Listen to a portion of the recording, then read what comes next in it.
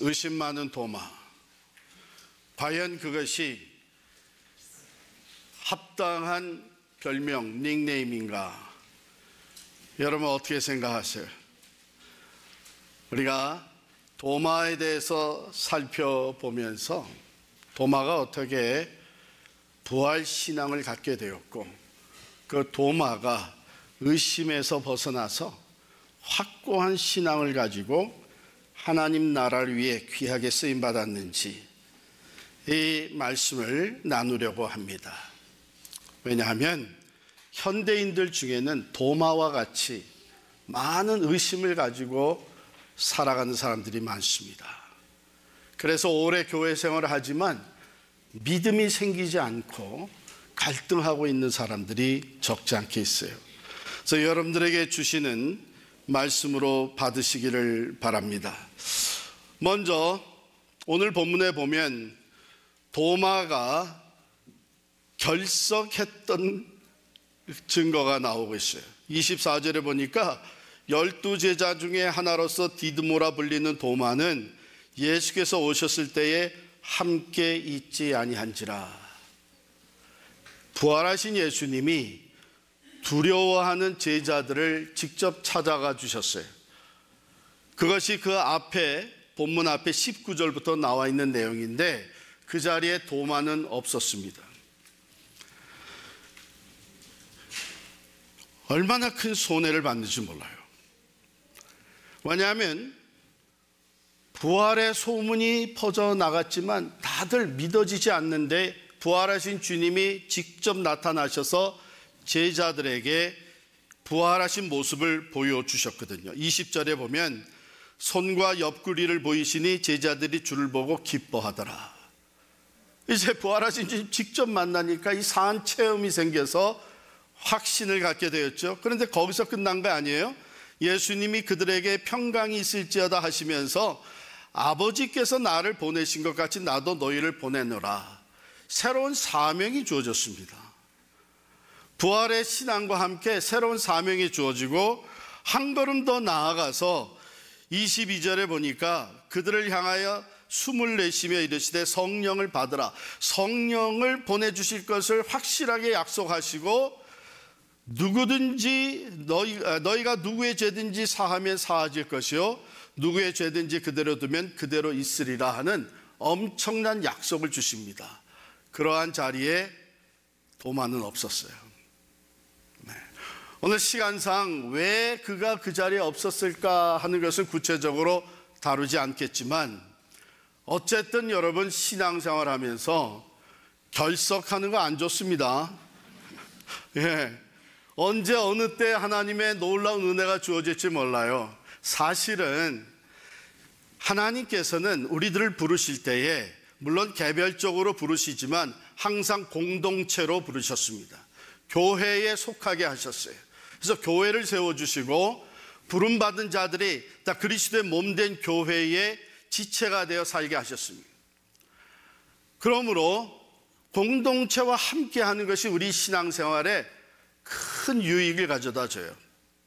가령 예를 들어서 마가의 다락방에 120여 성도가 함께 모여서 기도할 때에 성령 강림을 체험하게 됐습니다. 교회가 어려움을 당할 때에 성도들이 함께 모여 기도하며 하나님의 임재와 도우심을 체험하게 됩니다.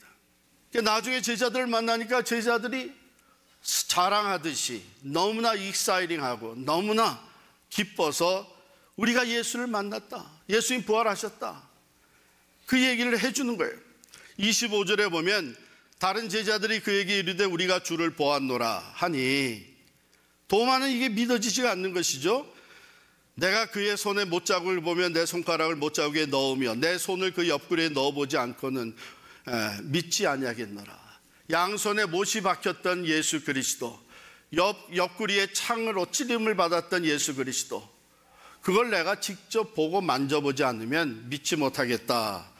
이런 의심을 갖게 됐습니다. 자기가 보지 못했으니까 믿어지지 않는 거예요. 그런데 예수님 분명히 부활하셨고 다른 제자들은 예수님을 직접 만났습니다. 그런데 예수님이 다시 또 한번 찾아와 주세요. 근데 그때는 도마가 그 자리에 있었어요. 여러분, 이거 중요해요. 도마가 이 사람들 말도 안 되는 소리 하네. 아니, 어떻게 죽었던 사람이 다시 살아나? 아니, 그 손에 못자국과 옆구리 창자국을 직접 보았다고? 이게 정신 나간 사람들. 그래가지고 만일 도마가 이제 난 다시는 너희들하고 같이 상관 안 하겠다 해가지고 더 멀어져 갔다면 도마는 의심을 건 것으로 끝났을 거예요. 부활하신 주님을 만나지도 못했을 거예요. 근데 도마가 그 제자들과 다시 또 만났어요. 그 자리에 또 다시 갔어요. 왜 그랬을까요? 사모하는 마음이 있었던 것이죠. 정말 어떻게 된 일이냐 더 듣고 싶었던 거겠죠. 여러분, 잘 들으세요.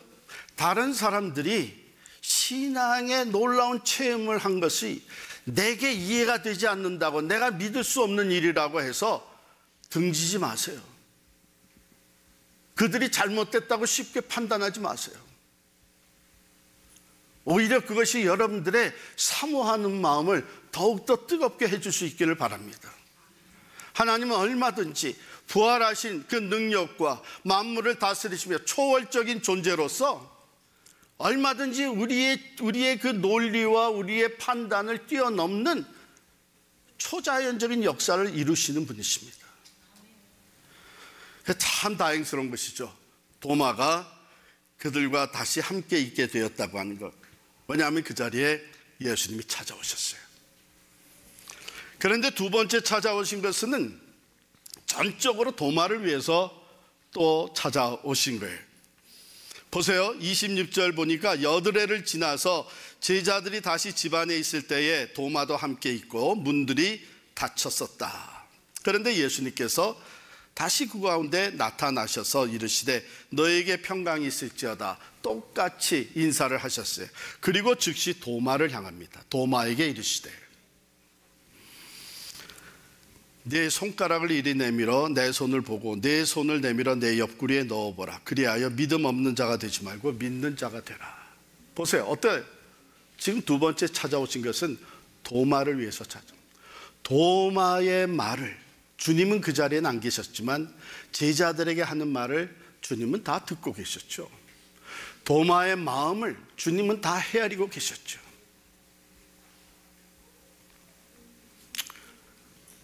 그래서 주님이 도마를 위해서 다시 찾아오신 거예요. 여러분들의 마음을 다시 고쳐먹고 나도 은혜의 자리에, 예배의 자리에, 말씀의 자리에, 기도의 자리에, 사역의 자리에 나도 적극적으로 참여하겠다고 하는 이 마음을 가지시기를 바랍니다. 여러분이 새로운 은혜, 하나님의 살아 역사하심을 새롭게 체험하는 기회들이 주어지게 됩니다. 자, 우리가 그것으로 넘어가면서 먼저 그 전에 가졌던 도마의 의심에 대해 한번 생각을 해볼 필요가 있습니다. 도마의 의심은 지극히 많은 사람들이 쉽게 갖는 생각에서 비롯됩니다. 특별히 많은 성경학자들은 이 도마의 의심은요, 현대인들의 모습을 대표한다 이렇게 얘기해요. 그게 뭐예요? 이성적이고 논리적이고 증명되지 않으면 받아들이지 못하고 한 것이 현대인들의 과학적인 사고이고 지성이라고 우리는 얘기합니다. 도마가 의심 많은 도마라고 우리가 이렇게 평을 하지만 사실 도마는 그것과는 조금 더 다른 모습을 우리에게 보여주고 있는데 요한복음 11장 16절을 한번 찾아보시겠어요? 요한복음 16장 11절의 배경은 이렇습니다. 예수님의 그 사랑하시던 사람 중에 나사로라고 하는 사람이 있는데 이 사람이 죽었다고 하는 소식을 들은 거예요. 병들어 죽게 된 이 나사로를 살리기 위해서 예수님이 갈릴리 지방에 계시다가 우리가 다시 유대 땅으로 가자 그랬더니 제자들이 아이고 그건 무슨 말씀입니까? 방금 얼마 전에 거기서 돌에 맞아 죽을 뻔하셨는데 거기로 또 다시 가신다니요? 안 되십니다. 이제 이런 상황이었어요. 이런 상황에서 도마가 고백한 것이 요한복음 11장 16절의 말씀이에요. 우리 다 같이 읽겠습니다. 시작. 디두모라고도 하는 도마가 다른 제자들에게 말하되 우리도 주와 함께 죽으러 가자 하니라. 어떤 사람인 것 같아요? 용기 있는 사람이죠.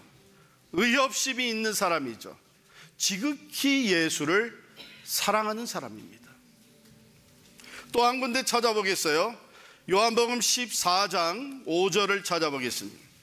여기에도 도마에 대한 기록이 있는데 14장 5절 같이 있습니다. 시작. 도마가 이르되 주여 주께서 어디로 가시는지 우리가 알지 못하거늘 그 길을 어찌 알겠사옵나이까.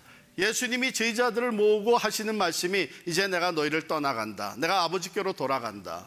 아버지께로 가면 내가 너희가 있을 처소를 예비하고 다시 와서 너희를 데려갈 것이다. 내가 어디로 가는지 그 길을 너희가 아느니라. 여러분, 제자들이 이걸 다 알았겠어요? 몰랐겠어요? 다 몰랐어요. 예? 그런데 다른 제자들은 가만히 있었어요. 뭐 아는 척하고. 예.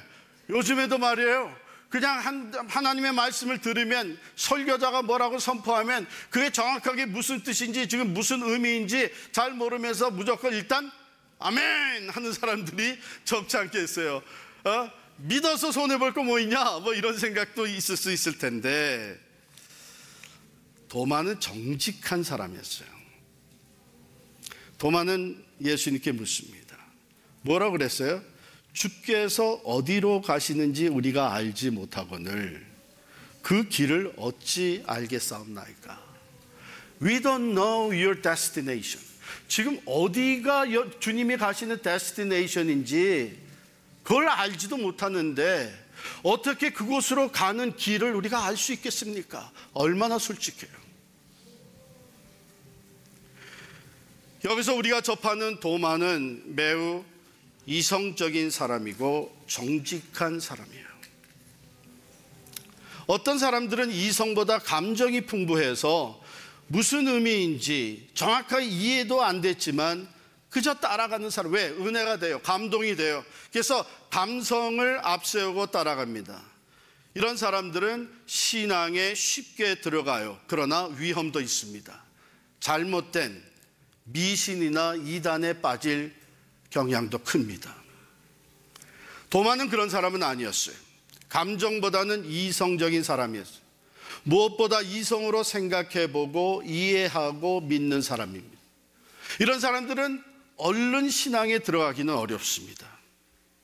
믿어지지 않고 의심나는 것이 맞는 것이죠. 그런데 한 번 믿어지면 확고합니다. 부활이라는 게 어떻게 믿기가 쉬웠겠어요? 죽었던 자가 다시 살아났다는 것이 어떻게 이렇게 쉽게 이해되었겠어요? 그래서 예수님은 실제적으로 제자들에게 나타나서 자기의 모습을 보여주신 것입니다. 체험하게 해주신 거예요.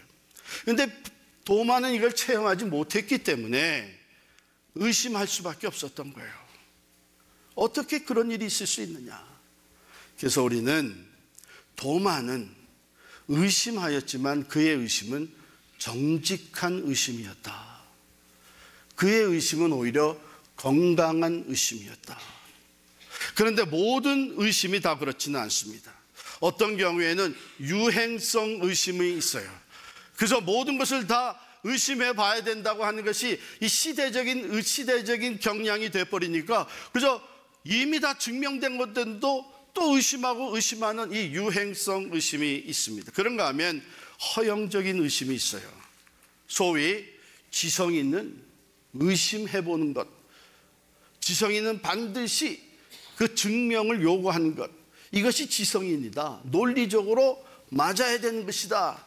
그래서 사실 자기는 지성인도 아닌데 지성인 표를 내기 위해서 의심해보는 사람들이 이건 허영적 의심이라고 얘기를 합니다. 이 얘기들은 사실은 제 얘기가 아니고 전에 고 한경진 목사님께서 의심에 대해서 이렇게 구분을 하신 거예요. 여러분, 정말 이성적 의심, 지성인으로서 이성적 건강한 의심을 하는 사람들은요, 결국 말씀에 의해서 하나님을 만나고 하나님을 체험하게 됩니다. 파스칼이 그랬어요. 존 뉴턴이 그랬습니다. 토마스 아퀴나스, 성 어거스틴 다 의심했던 사람들입니다. 그들은 엄청난 지성인이었어요. 바울도 그랬습니다. 의심했습니다. 그래서 오히려 예수 믿는 사람들을 핍박했습니다. 그런데 그들의 의심은 건강한 의심이었어요. 진리를 알기를 원했고 믿음을 갖기를 원했던 사람들입니다. 그래서 그들은 의심을 통해서 오히려 확신으로 나아갔던 사람이에요. 최근 우리가 잘 아는 대로 한국의 최고 지성인 중에 한 사람이라고 하는 이어령 교수께서는 책을 썼습니다. 뭐라고 썼어요? 지성에서 영성으로. 여러분, 이것이 허영적인 의심이나 유행적 의심으로 얻게 되는 것은 아닙니다. 또 상습적인 의심이 있어요. 그것은 모든 일을 항상 의심하는 것이 버릇이 되어버린 거예요. 이 버릇은 굉장히 악영향을 끼치게 되는데 결국 이게 심해지면 의부증이나 의처증이나 이런 병세를 나타내게 됩니다. 이런 사람들은 성경을 항상 읽기는 읽지만 항상 병적으로 의심하는 거예요, 모든 것을. 그런데 여러분, 또 하나는 이 도덕적 원인에 기인한 의심이 있다고 하셨어요. 이것은 자기가 저지른 죄가 있어서 하나님의 말씀이 자기의 죄를 고발하는 말씀이 나오게 되면 자기 자신의 죄책감 때문에 그것을 받아들이지 않기 위해 자꾸 의심하고 질문하는 거예요. 이것은 방어적 의심이라고 얘기할 수 있습니다. 그래서 어떤 사람들은 성경을 읽으면서 지금 자기의 그 죄가 드러나지는, 고발되어지는 말씀이 나오면 그냥 몇 장을 넘겨버리고 만돼요. 거긴 벌써 마음속에 방어적, 이게 뭐 하나님 말씀인가? 방어적 의심. 그런데 도마는 정직하고 건강한 의심을 했던 거예요. 참 진리를 알기 원하고 나도 부활하신 주님을 믿기를 원하고 그를 만나기를 원하는 그런 마음이 깔려져 있었던 것이죠. 놀라운 것은요, 우리의 그 마음을 다 아세요. 우리가 의심하고 이의를 제기하고 그 마음이 어떤 것에서 시작됐는지, 그 동기가 무엇인지 그걸 아시는 주님께서는 우리가 도마와 같이 건강하고 정직한 의심으로 나아갈 때에 찾아와 만나 주십니다. 주님께서 다시 나타나셔서 도마에게 이 믿음을 주셨어요. 자신을 나타내 보여주셨어요. 그 자리에 안 계셨지만 그가 말하는 걸 주님은 다 듣고 계셨고 그의 생각을 다 파악하고 계셨던 주님은 도마의 의심이 정직하고 건강한 의심이라는 것을 누구보다도 잘 아시고 두 번째 나타날 때는 도마를 위해서 나타나 주셨습니다. 도마가 확신을 갖게 됩니다. 자기 신앙을 고백하게 됩니다. 뭐라고 고백해요? 우리 한번 큰 소리로 같이 읽겠는데 오늘 본문 20장 28절 말씀입니다. 시작. 도마가 대답하여 이르되 나의 주님이시요 나의 하나님이시니이다. 이 도마의 신앙 고백, 부활하신 주님을 자기가 직접 체험하고 한 이 신앙 고백은 베드로가 일찍이 고백했던 신앙 고백, 주는 그리스도시요 살아계신 하나님의 아들이시니이다 하는 신앙 고백과 버금가는 위대한 신앙 고백일 뿐만 아니라 어떤 면에서는 이 신앙 고백이 베드로의 고백보다 더 위대하다고 볼 수 있습니다. 베드로의 신앙 고백은 어떻게 보면은 객관적인 진리를 고백한 거예요. 주는 그리스도시요 살아계신 하나님의 아들이시니이다. 도마의 신앙 고백은 퍼스널한 신앙 고백입니다. 나의 하나님, 나의 주라고 고백합니다. My Lord and my God. 교회를 오래 다녀서 예수 그리스도가 온 인류의 구세주가 되시고 모두가 다 예수 그리스도 통해서 구원을 얻을 수 있다고 하는 지식은 얼마든지 가질 수 있습니다. 그러나 그 지식으로 구원을 받는 건 아니에요. 개인적으로 예수를 영접해 드리면서 오늘 우리 학생들이 고백한 것처럼 My personal Savior and the Lord, 나 개인의 구주와 내 삶의 주인이 된다는 것을 고백할 수 있어야 합니다. 예수님께서 이 위대한 신앙 고백을 들으시고 이렇게 또 말씀하셨어요. 너는 나를 본고로 믿느냐?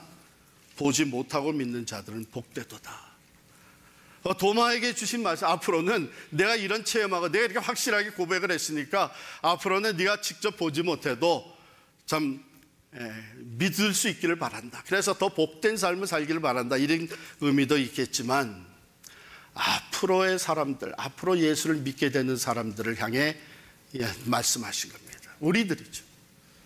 우리들 중에 직접 예수님을 만나서 그 창자국과 그 손의 못자국을 직접 보고 만져본 사람 있으세요? 한번 손 들어보세요. 어쩌면 환상 가운데 그런 체험을 한 사람이 있을 수 있을 거예요. 그러나 주님 말씀하신 것, 우리 모두가 다 우리는 예수님을 직접 보지는 못했지만 믿습니다. 이게 큰 은혜와 복이라는 거예요. 여러분, 우리가 내 이성과 내 논리와 내 판단을 가지고 교만해지게 되면요, 절대로 산 체험을 갖지 못합니다. 믿음이 성장할 수가 없는 거예요. 그래서 의심이 여전히 있지만 말씀대로 순종하며 실천해 나가게 되면 그 말씀대로 역사하시는 하나님을 우리가 만나게 되는 거예요. 여러분, 도마는 이 위대한 신앙 고백을 했습니다. 나의 주, 나의 하나님이십니다. 그걸로 끝난 게 아니에요. 도마는 인도에 가서 선교를 합니다. 인도에는 지금까지 말 토마, 즉 세인트 토마스라고 하는 교회가 세워져 있습니다. 이 도마가 인도에서 많은 교회를 세웠는데 그 중에 가장 첫 번째 세워진 교회라고 해요. 도마 기념교회죠. 또 도마에 의한 복음서도 이 정경에 포함되지는 않았지만 기록이 되었습니다. 사랑하는 성도 여러분, 여러분들이 지금 의심이 있다면 하나님 앞에 더 가까이 나아가시기를 바랍니다. 말씀 앞으로 더 가까이 나가시고 그 의심에 대한 답을 얻으려고 하는 정직한 노력이 있으시기를 바랍니다. 그리고 말씀하신 분이 내 마음을 다 헤아리시고 나를 도와주실 것을 믿고 정직한 기도로 주님께 나아가시길 바랍니다. 내게 의심이 있습니다. 주님, 남들이 체험했던 그런 체험 나도 가질 수 있도록 도와주셔서 내가 믿을 수 있게 하여 주시옵소서. 의심에서 확신으로, 그래서 하나님 나라의 훌륭한 일꾼으로 쓰임받게 되는 여러분 모두가 될 수 있기를 진심으로 축원합니다.